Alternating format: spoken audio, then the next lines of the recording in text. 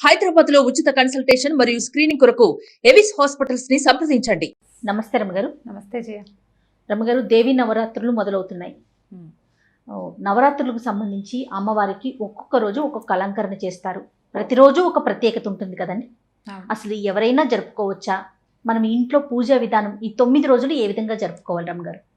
నవరాత్రి పూజలు దేవాలయాల్లో అయితే విశేషంగా చేస్తారు. అవునండి. ఒక్కొక్క చోట ఒక రకంగా, విజయవాడలో ఓ రకంగా, మనకి ఇక్కడ హైదరాబాద్లో పెద్దమ్మ తల్లి దేవాలయంలో కొంచెం చిన్న చిన్న తేడాలు ఉంటాయి. దేవాలయం ఏ ఆగమాన్ని అనుసరిస్తుందో దాన్ని బట్టి వాళ్ళ ఆ పూజా విధానాలు ఉంటాయి. మనకి మళ్ళీ శ్రీశైలంలో ఒక విధానం, ఇట్లా ఖచ్చితంగా విధానాలు వేరేనా 9 రోజులు అమ్మవారి పూర్తిగా పూజా విధానం జరుపుతారు.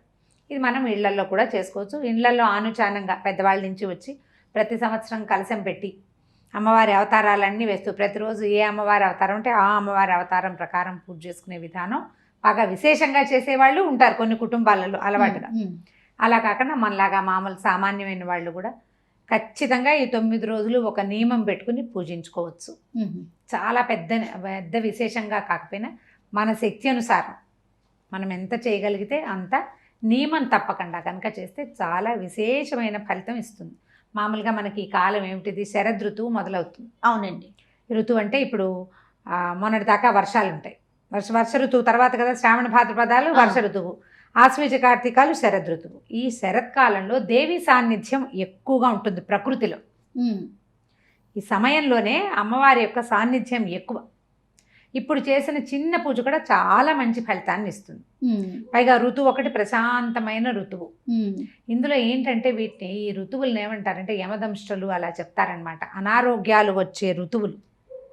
వర్షాలు కదా, వానలు పెరిగి వానలు తగ్గుతూ చలి మొదలవుతుంది. అవును, అనారోగ్యాలు వస్తాయి. అలాగని మళ్ళీ ప్రకృతి ఏమో శోభాయమానంగానూ ఉంటుంది. ఈ రెండింటిని బ్యాలెన్స్ చేస్తూ మనం కొన్ని నియమాలతోటి కొంత పూజా విధానం చేసుకుంటే చాలా రకాల సత్ఫలితాలు వస్తాయి. అంటే ఆడవాళ్ళు, మగవాళ్ళు, పిల్లలు, పెద్దవాళ్ళు తేడా ఏం లేదు. ప్రతి ఇంట్లోనూ దేవీ నవరాత్రులు చక్కగా 9 రోజులు చేసుకోవచ్చు. 10వ నాడు విజయదశమి అపరాజిత దేవి పూజ చేసుకుంటాం. మొదటి రోజును మొదలుపెట్టి ఈ దేవాలయాల్లో చేసిన విధానంగా చేయకపోయినా మనకి ఏది వస్తే అది దాంతో మామూలుగా సాధారణంగా అమ్మవారికి ఏం చదువుకుంటారు, అందరూ కూడా లలితా సహస్రం చదువుకుంటారు, దేవి ఖడ్గమాల చదువుతారు, లేకపోతే దేవి త్రిశతి చదువుకుంటారు. ఈ 3 కాకుండా చాలా పెద్దదైన సౌందర్యలహరి చదివే అలవాటు కూడా కొన్ని ఇళ్లల్లో ఉంటుంది. మనకు అవి ఏవి రావు, కానీ పూజ చేసుకోవాలని ఉంది. ఒక ప్రత్యేకంగా ఒక స్థలం మామూలు మన దేవుడి పూజలోనే అమ్మవారిది ఒక ప్రత్యేకంగా ఒక కొత్త పటం కానీ ప్రతిమ కానీ పెట్టుకోవటం. తొలి రోజున పాడ్యమి నాడు బొట్టు పెట్టి మొదలు పెట్టుకోవటం. ఉభయకాలాలు పూజ చేస్తే చాలా ఫలితం కనబడుతుంది 2 పూటల. ఒకవేళ ఉద్యోగస్తులు చేయలేని వాళ్ళు తప్పకుండా ఒక పూట చేసుకోవచ్చు. సాయంకాల పూజ చాలా అత్యద్భుతమైన పూజగా చెప్తారు. సాయంత్రం పూట పొద్దున ఆఫీస్కి వెళ్ళిపోయినా కూడా సాయంకాలం చక్కగా దీపారాధన చేసుకోవటం. మంచి బట్టలు ఉతికిన, కొత్త బట్టలే అక్కర్లా, ఉతికిన బట్టలు, శుభ్రమైన బట్టలు, మడి కాదు కావాల్సిన శుభ్రత నియమం అది కావాలి. సాయంత్రం 6:30కో 7 గంటలకో దీపారాధన చేసుకోవటం. ఏదైనా మనకు వచ్చిన శ్లోకాలు, పుస్తకాలు ఏమైనా ఉంటే ఆ పుస్తకం పెట్టుకుని మెల్లిగా చదువుకోవటం. పంచోపచారాలు, షోడశోపచారాలు అంటారు. 5 రకాల ఉపచారాలు. 5 అయినా సరే, ధూపము, దీపము, పుష్పము, గంధము, నైవేద్యం. పుష్పంతో ఒక ముందట పువ్వులు సమర్పించడం, గంధాన్ని పువ్వుతోటి అద్ది సమర్పించడం అమ్మవారికి. గంధము పుష్పము ఒకసారి అయిపోతాయి. దీపం పెడతాము, ధూపం వేస్తాము. దీపం ధూపం అయినాయి, 3 అయినాయి. తర్వాతది నైవేద్యం. ఏదోను పండు, ఫలమో ఏదైనా పదార్థం చేయగలిగితే అదో, వడపప్పు, పానకమో, మన శక్తి మేర మన అవకాశాన్ని బట్టి శుభ్రంగా పళ్ళు ఉంటే పళ్ళు, పటిక బెల్లమో ఏదో ఒకటి నైవేద్యం పెట్టడం, హారతి ఇచ్చి నమస్కారం చేయటం. ఇంతే విధానం. దీంతో ప్రతిరోజు నియమం తప్పకుండా 9 రోజులు చేయండి. ఎంత ఫలితం కనపడుతుందో దీని తర్వాత తెలుస్తుంది. ఫలితము అంటే సాధారణంగా మనం ఏమనుకుంటాం, మనకు బ్రహ్మాండం పగిలిపోయే ఫలితాలు అక్కర్లా. సాధారణమైనవి, మానసికమైన ప్రశాంతత, ఇంట్లో ఆహ్లాదకరమైన వాతావరణం, ఏదైనా రావాల్సిన డబ్బులు అక్కడ ఉండిపోయి బాగా డబ్బు వసూలు కాక బాధపడుతుంటాం, ఆర్థిక పరిస్థితులు వెంటనే పైనుంచి పడిపోయినట్టుగా కాకపోయినా నిదానంగా ఈ 9 రోజులు ఎట్లా గడిచినాయో అట్లా మెల్లిగా మన పరిస్థితులు మన చేతిలోకి వస్తాయి.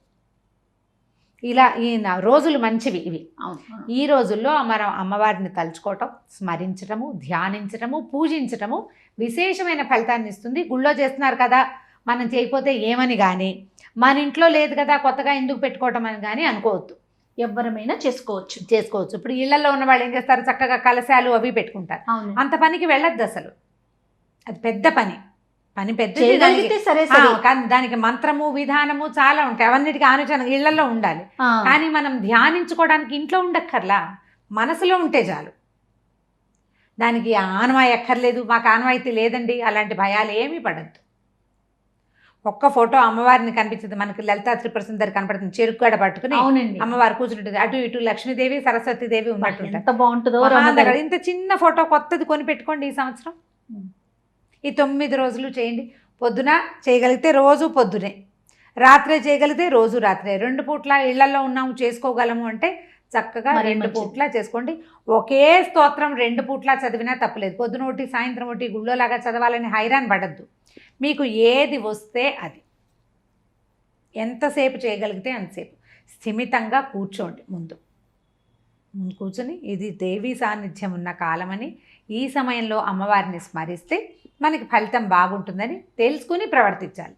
దీంతో పాటు మనం ఎప్పుడూ చెప్పుకునేవే ఈ 10 రోజులు కొన్ని నియమాలు మాత్రం తప్పకుండా పాటించండి అందరూ. మొట్టమొదటిది అబద్ధాలు ఆడద్దు, దుర్భాషలాడద్దు, ఎవరితోటి పోట్లాడకండి.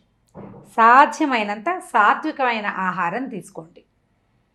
మీరు పూజ చేసుకునేటట్టయితే చెప్తున్నాను, మీరు 9 రోజులు పూజ చేసుకోదలుచుకున్నారు అప్పుడు కొద్దిగా అంటే ఇతర పదార్థాలు కాకుండా శాకాహారం లాంటిది తీసుకుంటే కొంత బాగుంటుంది. సాధారణంగా చెప్తారు వీటికి నియమాలు అంటే ఏకభుక్తము, భూశయనము, బ్రహ్మచర్యము అని. ఈ 3 నియమాలు అంటే ఒక పూట తిని రాత్రిపూట టిఫిన్ తింటాం, లేదా పగలు ఉపవాసం ఉండి రాత్రి భోజనం చేయటం ఒక పూట. తర్వాత భూశయనం, నేల మీద పడుకోవడం. నేల మీద పడుకోలేదు అందరి వల్ల కాదు, మంచం మీద పడుకోండి ఏం పర్వాలేదు, పడుకోగలిగితే కింద పక్కేసుకొని పడుకుంది. ఇక బ్రహ్మచర్యము, వివాహమైన వాళ్ళు కొంచెం భర్తకి దూరంగా ఉండటం అనే నియమం. మీరు ఇలా చేయదలుచుకుంటే ఈ నియమం పెట్టుకుంటే 9 రోజులు ఉంచుకోండి. నియమంతో చేయదలిస్తే ఆ నియమం నేను చేయలేనండి, ఈ నియమాలన్నీ మాకు కుదరవు, పూజ మాత్రం చేసుకుంటానంటే పూజ అయినా నియమం తప్పకుండా చేయండి. నియమం తప్పకూడదు, ఏది పెట్టుకుంటే అది అప్ టు యూ పూర్తిగా. ఆ నియమంలో చక్కగా సాయంకాలం వేళ రోజు దీపం పెట్టి ధూపం వేసి కాస్త నైవేద్యం పెట్టి హారతి ఇచ్చి నమస్కారం చేసి 2 పువ్వులు అమ్మవారికి సమర్పించి అంత మాత్రం పూజా విధానం చేసుకున్నా కూడా చాలా ఫలితం ఇస్తుంది. ఈ 9 రోజుల పాటు మీరు అమ్మవారికి చేసే చిన్న పూజ, మన ఇంట్లోకి ఎవరైనా వస్తే ఒక బొట్టు పెట్టి ఓ పండు చేతిలో పెట్టండి. పళ్ళు లేవు, ఏ గులాబీ పూలు చామంతి పూలు ఉన్నాయి, 2 పువ్వులు ఎత్తి చేతిలో పెట్టండి. పువ్వులు కూడా ఇవ్వచ్చు, పువ్వులు తాంబూలంగా ఇవ్వచ్చు, పళ్ళు ఇవ్వచ్చు. మనం ఏదైనా పదార్థం చేసుకుని ఉండండి ఈ పూట అని భోజనం చేయించండి. మనం ఇట్లా ఇవన్నీ కూడా నియమాలే. రోజు ఒకళ్ళకి భోజనం పెట్టడం, రోజు తాంబూలం ఇవ్వటం, ఇవి ఇట్లా ఏదైనా పెట్టుకోవచ్చు. ఏవి పెట్టుకోలేకపోయినా ఏం పర్వాలా, మీరు మొదలుపెట్టిన పూజ నియమం ఏది ఉందో ఆ ఒకటి పూర్తిగా కంప్లీట్ చేయండి. ఎవరన్నా వచ్చారు ఒకళ్ళు, వచ్చిన రోజున బొట్టు పెట్టి తాంబూలం ఇవ్వండి.